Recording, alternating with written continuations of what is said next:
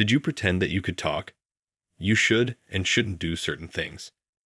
There was a stir in the still conference room. To be honest, this unexpected circumstance perplexed me. But oddly enough, my body moved by itself. I'm sorry. I'll carry on with the meeting from here. Lucas is my name. I am a 28-year-old man without a partner.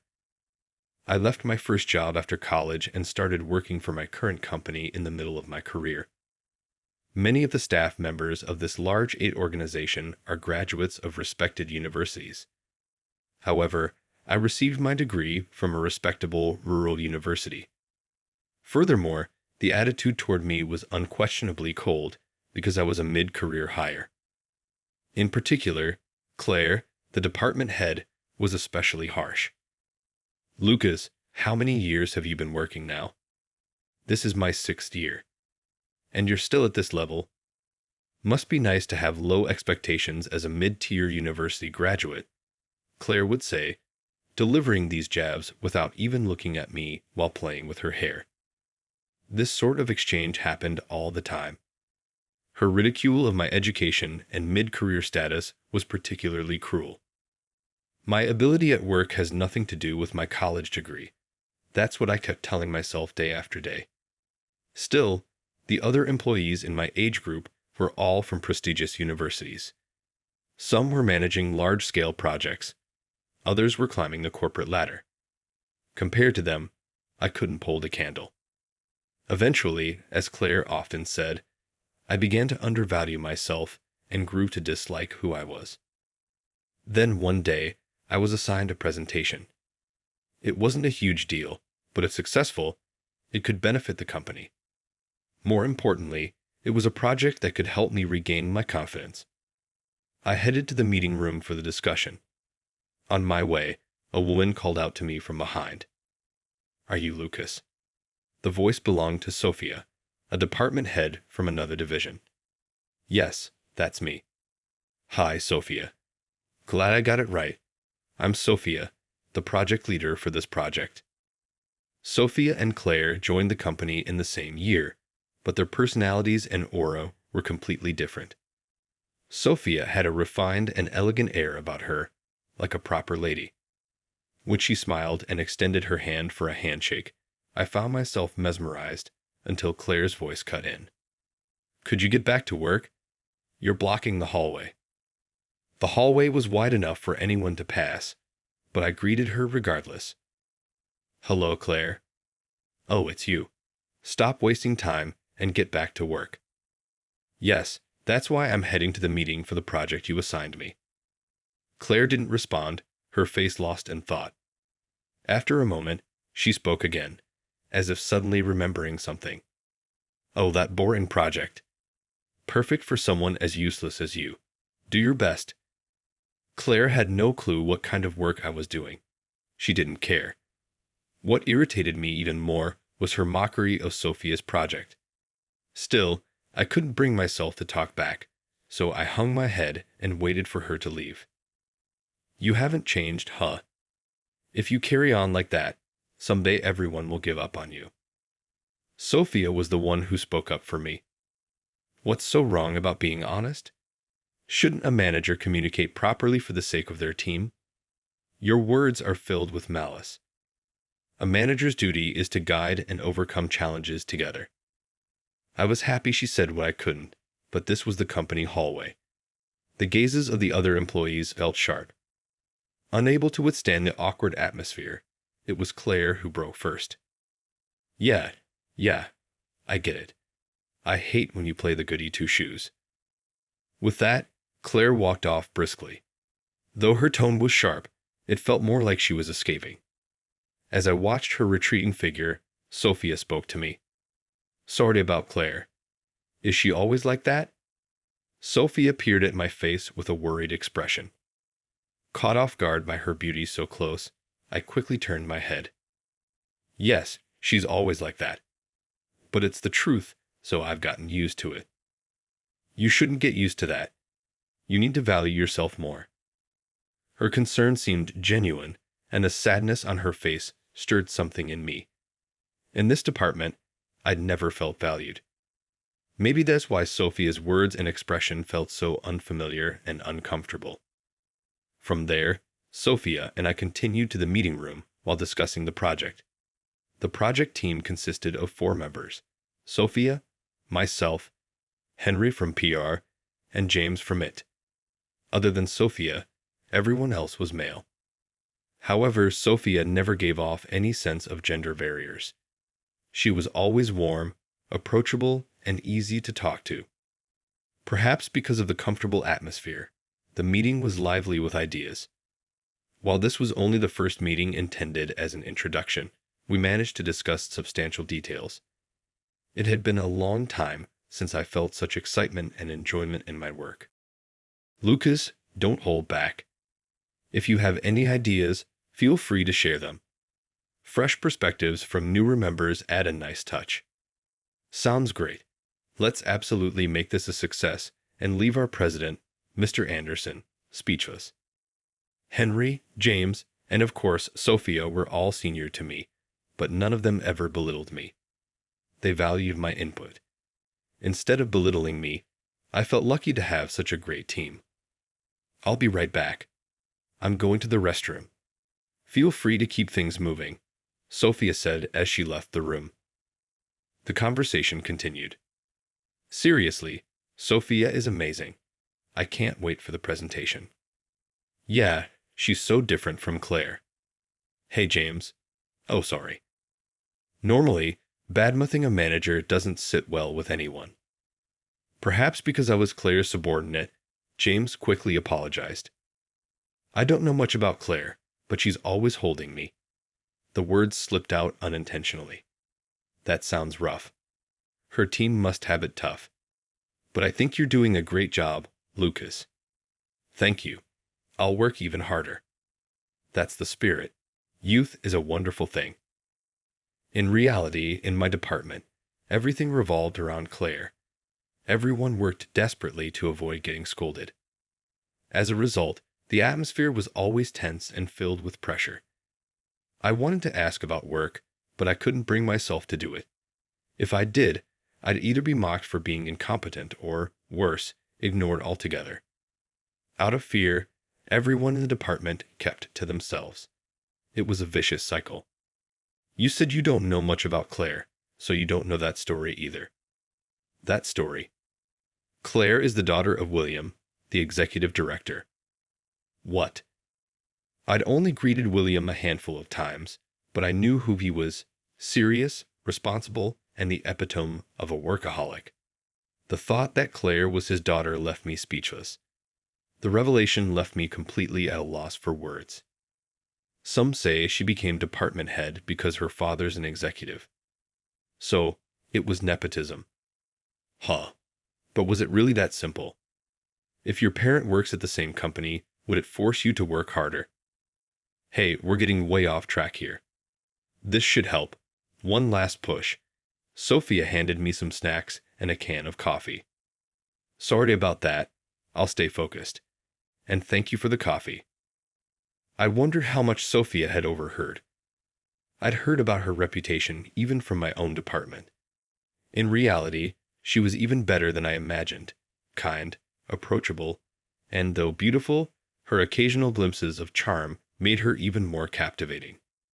Still, I couldn't help but wonder. What would Sophia think if she knew her peer had been promoted because of nepotism? But I brushed the thought away. Sophia had stood up for me and helped me. I wanted this project to succeed for her sake. Besides, Claire might have her own struggles. Having your parent as a boss isn't all sunshine and rainbows. Doubting her without understanding felt wrong. Not long after, the meeting came to an end. All right, that's it for today. Thank you, everyone. Let's make this a success. Thank you too. Looking forward to next time. Everyone grabbed their materials and headed back to their respective departments. Lucas, can you stay back for a moment? Sure. What could it be? Did I make a mistake somewhere? Did I somehow upset her? Here, try using this. It was a pile of documents from past project proposals. This is... Lucas, You struggle a bit with planning, don't you? It wasn't so much that I struggled. I just never had proper experience. Had I caused trouble for the team because of that? I'm sorry for being a burden. No, no. If it's difficult, I want to teach you. I'm not upset at all. Sophia's words from earlier flashed through my mind. A manager's duty is to guide and overcome challenges together. Sophia was trying to help me overcome the areas I struggled with. My chest grew warm, and at the same time, I felt tears welling up behind my eyes. Thank you. I'll do my best. I wasn't used to being treated kindly at work, and I felt so happy I almost wanted to cry. Take it easy, okay? I'd be a little lonely if you suddenly became completely independent. I wondered how lucky Sophia's subordinates must be. I didn't mean to criticize Claire, but I couldn't help feeling envious. Lucas, do you dislike Claire? Huh. The sudden question surprised me. She has a sharp tongue, but she's not a bad person, right? So, I hope you won't hate her. I want Claire to acknowledge me. That's why I'll keep working hard. Hearing that, Sophia smiled happily. I see. All right, let's blow her away together. Yes, Sophia. I look forward to your guidance. After that, she helped me with the areas I didn't understand, and the study session came to an end. Lucas, do you want to exchange contacts? Sophia opened her address book and made the suggestion. Are you sure? Was it really okay to get the contact information of a senior I admired? Wouldn't I be punished for something so lucky?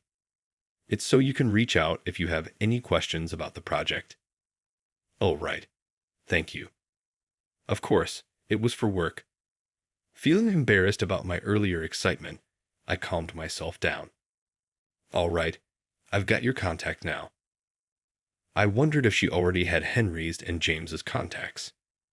As I thought about that, she said, "What if I told you work was just an excuse?" Pardon? Just kidding. See you later. Sophia walked away. It was a mischievous, almost devilish smile.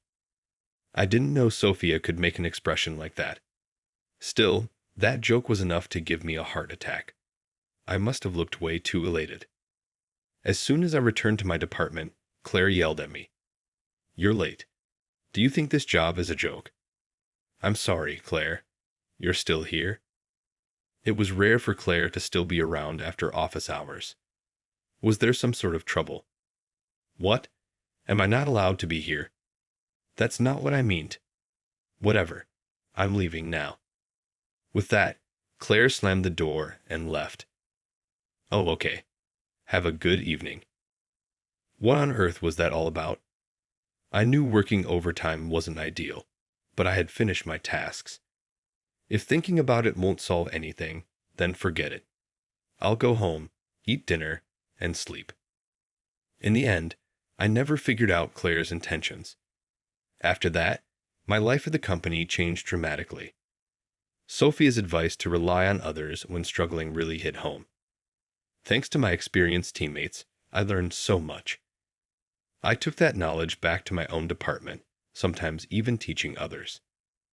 At first, everyone was caught off guard because I, who was considered a lowly mid-career rookie, had taken action. It took time, but the atmosphere in the department began to change. More people started communicating, and cheerful conversations gradually increased. Well, Claire's daily sarcasm didn't go away, though. Still, people who used to be indifferent began to stand up for me. Today was no different. Had you been getting a little full of yourself now that you're doing better at work? It happened when I submitted the materials Claire had requested. There wasn't anything wrong with them, so her comment caught me off guard. No, I didn't mean to. I tried to explain, but Claire wasn't done. Lately, you're clinging to Sophia. What's so great about someone whose only asset is her looks? Normally, I would let it slide, but today was different. She's been teaching me properly, and I genuinely respect her. What's with you all of a sudden? I'm doing my best, and Claire, I think that's a bit unfair. Claire seemed genuinely surprised that I had spoken up. As she fell silent, other employees chimed in to back me up. That's right, Claire. Lucas has been working really hard. Exactly. The way you said that wasn't fair at all. Claire's expression darkened with irritation. Whatever. I'm done with that. She stormed out of the room. Once she left, I felt a wave of guilt wash over me. I wanted Claire to acknowledge me, but acting like that wouldn't help. Was I a failure as her subordinate? As I sat there feeling down, my senior spoke up. Lucas, don't worry about it. Yeah, Claire was in the wrong this time. I was grateful for their support, but I couldn't shake the lingering unease. Will I ever be able to understand Claire? With those thoughts lingering in my mind, I returned to my work. Weeks passed. My relationship with Claire hadn't improved, but the project with Sophia continued to progress smoothly. At this rate, our upcoming business negotiation was guaranteed to be a success. The entire team was confident and ready, but none of us noticed the ominous shadow creeping up on us. Claire, do you have a moment? I have a message for Lucas in your department. Mr. Anderson, good evening. Of course. What's the message? Thank you. Well, actually. Oh, is that so? I understand. I'll let him know. I just came up with a great idea. Everyone, great work. Tomorrow's the big day.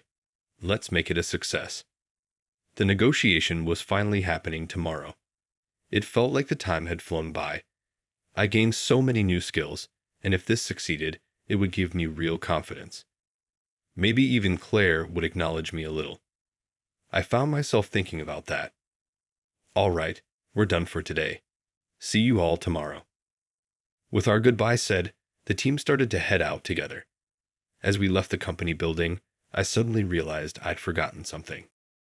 Sorry, I forgot something. Don't wait for me. Please go ahead. Got it. Be careful heading home.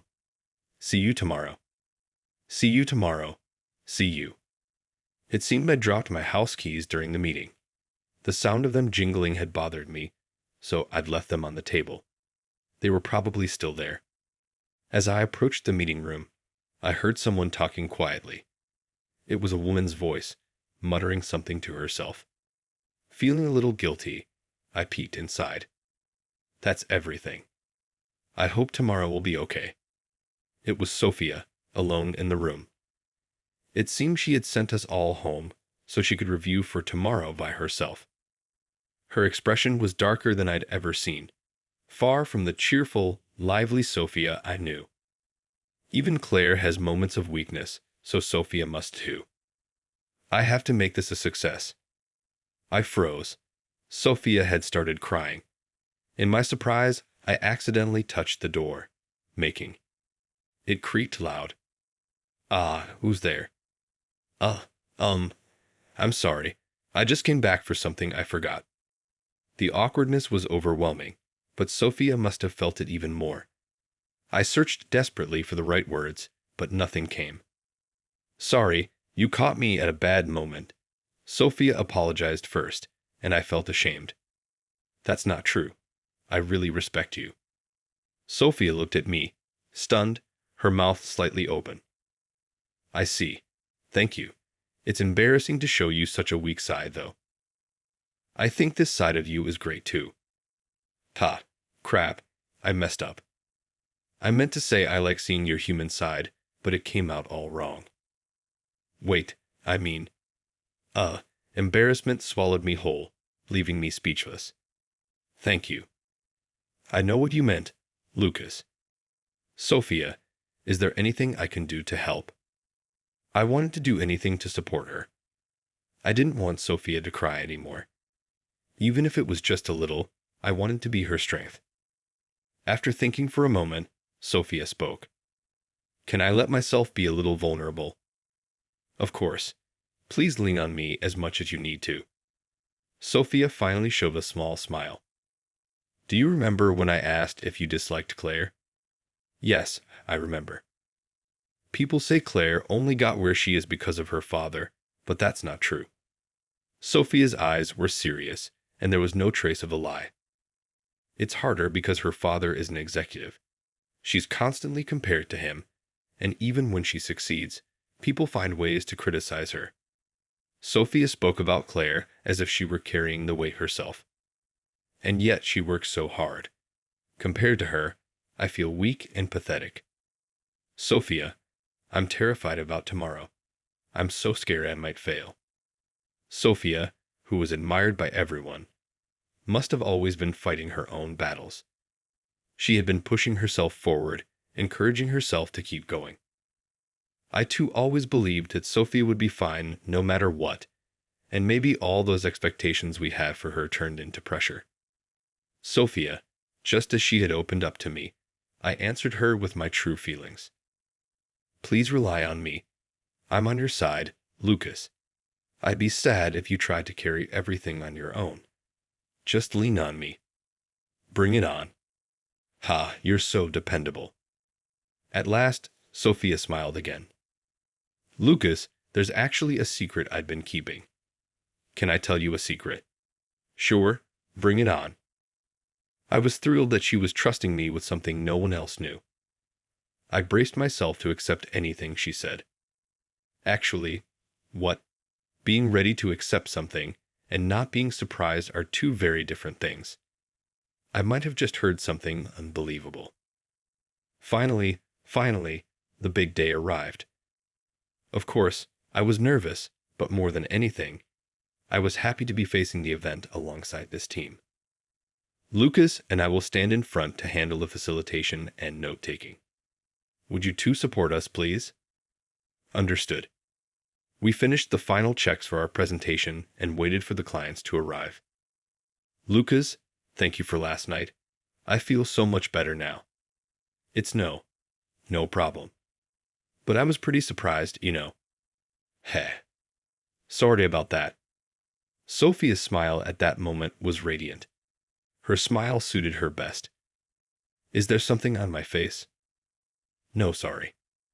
Ta, you're strange, Lucas. All right, let's get started. Yes. We stood in front, greeted the room, and began our presentation. At that moment, one of the men in the room raised his voice. Why isn't this in French? This is a negotiation with our company, isn't it? Ha, I didn't understand what was going on. There are participants from multiple countries for this negotiation, so we arranged for an interpreter, right? I was told she could handle it. The room erupted into a murmur of confusion. Outside the room, Claire was eavesdropping on the situation, a smug look on her face. Serves them right. They got too carried away. It's punishment for all that flirting. Inside the meeting room, complaints and grumbling voices grew louder. Did you lie about being able to speak multiple languages? There are things you should and shouldn't do. Honestly, the unexpected situation left me stunned and confused. But for some reason, my body moved on its own. Excuse me, I'll take it from here. Wait, what? I stepped in front of Sophia. Let me begin the presentation, I said in French and proceeded. The chaotic atmosphere in the room gradually began to calm down. So, there is an interpreter. Oh, Sophia, sorry for the misunderstanding. The presentation ended smoothly. However, the real challenge was yet to come. Handling the queue and a session in multiple languages. When I glanced to my side, Sophia looked at me with worried eyes. This was my chance to show her I could handle it. If anyone has any questions, please raise your hand. Yes, may I? The first person to speak up was from Italy. I responded in Italian, then came questions in German, Portuguese, Spanish, Korean, and Chinese. About 30 minutes later, the queue and a session ended, marking the conclusion of the negotiation. We received loud applause and words of appreciation. After escorting the clients out, our team gathered back in the meeting room. We had planned to hold a post-meeting review, but that was clearly not happening. As soon as we sat down, I was bombarded with questions. Lucas, what the heck just happened? You owe us an explanation. Yeah. Who are you, Lucas? I was sweating for a moment, but wow, you were amazing. I explained everything to my teammates. Well, I can speak about 10 languages conversationally, not just the ones I use today. I could hold conversations in 10 different languages, but I had never mentioned this to anyone at work. That's an incredible skill. Why were you hiding it? 10 languages. That's insane. Yeah, you should be proud of that. Everyone continued to praise me one after another, but deep down, I couldn't fully enjoy their compliments because I had a trauma. The reason I could speak so many languages and why I had chosen to hide it. If you don't want to talk about it, that's okay. But if you're willing, I'd like to hear it. The people in this room saw me for who I was inside. I knew that even if they heard my story, their view of me wouldn't change. All right. Nervously, I began speaking, carefully gauging their reactions. My father was a language teacher, so growing up, our house was filled with different languages. He also loved traveling, and he often took me overseas. Every time I encountered a new country, I became more captivated by its languages. Over time, studying next to my father became a routine, and before I knew it, I could hold conversations in multiple languages. It was a skill I was proud of and had always seen as my strength. In my previous company, I used it as a key asset. After all, in business, speaking English is usually enough. But I felt different, better than others, and let it go to my head. Lucas, sorry, I can't read this document. Can you help? What? You can't even read this? You really are hopeless. At first, people praised my skills. Lucas, you can really handle anything. That's amazing. You're so cool. Ah, thanks. If you need anything, just ask me. But eventually, my attitude pushed everyone away.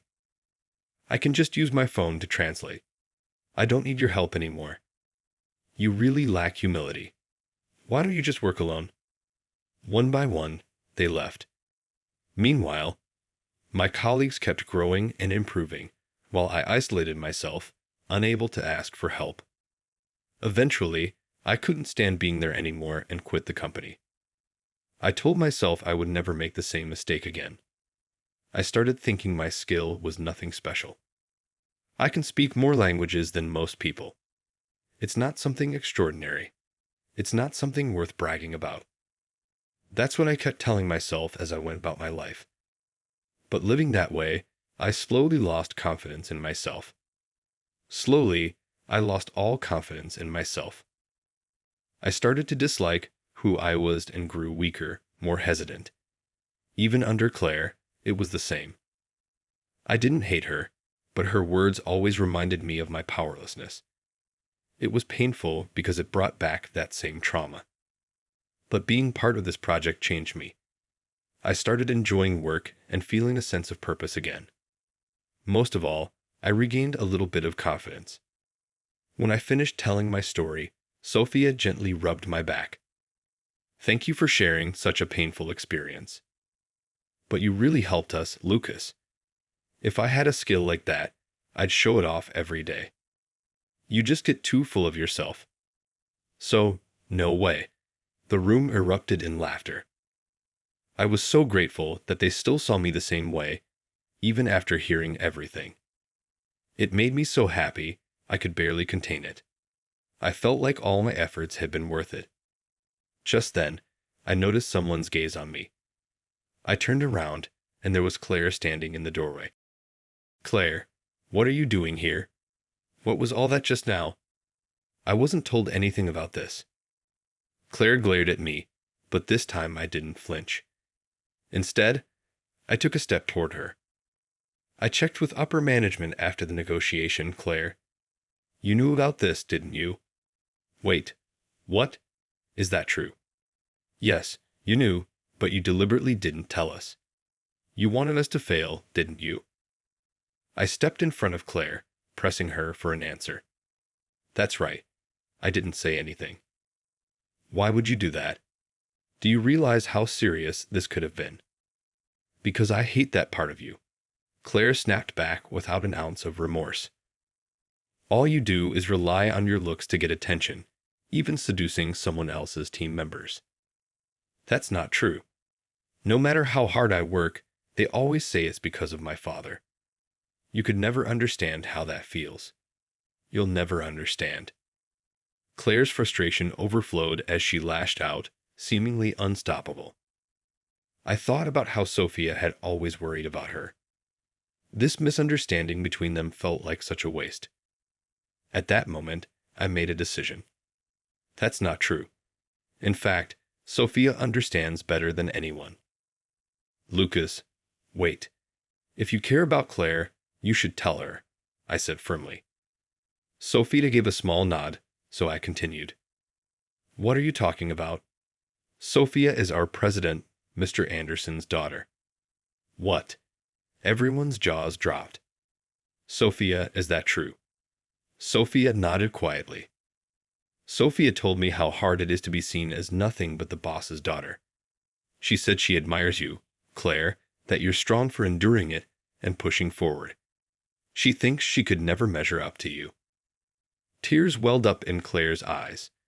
Her lips trembled, and the tears she held back finally began to spill. I didn't know.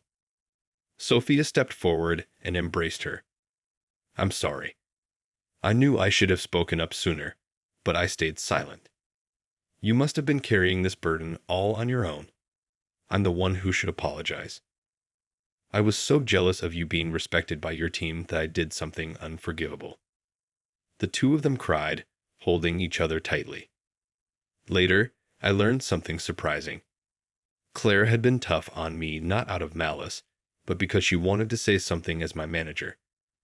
But I had never noticed, always relying on Sophia instead. Had I failed as Claire's subordinate? All I had ever wanted was her approval, yet somewhere along the way, I'd lost sight of that. Lucas, I looked at the presentation materials you made. You put so much effort into it. I was genuinely impressed. Hearing that, I was stunned. The smile she gave me then was the most genuine and beautiful I had ever seen. Claire later reported everything to upper management and requested a transfer to a branch office. That branch was known as a dead-end assignment, so the news shocked everyone. But Claire seemed determined to continue supporting the company from there. She really was a strong person. Lucas, keep doing your best, okay? Yes, Claire. Please come back someday. Do you think I can? Won't everyone hate me? I won't. I'll be waiting for you. I'll be waiting too, Sophia added softly. Sophia had come from another department to see Claire off, her smile warm and kind. From now on, let's really get along, okay, Claire? We'll always be waiting for you. Sophia, thank you. The two shared a heartfelt embrace, and then Claire left. She's really gone. Yeah, it's going to feel lonely without her. Sophia, are you crying? Want to borrow my shoulder? Hey, don't get carried away. Sophia became really angry and reprimanded me when I made fun of her. Well, if I were to borrow anyone's shoulder, I can't imagine it being anyone but yours. Wait, what does that mean? I asked, surprised, but Sophia refused to tell, only grinning mischievously. Figure it out yourself, okay? Hey, that's not fair. In retrospect, I can say that although there were difficult moments, I was genuinely happy to have met Sophia, my teammates, and even Claire.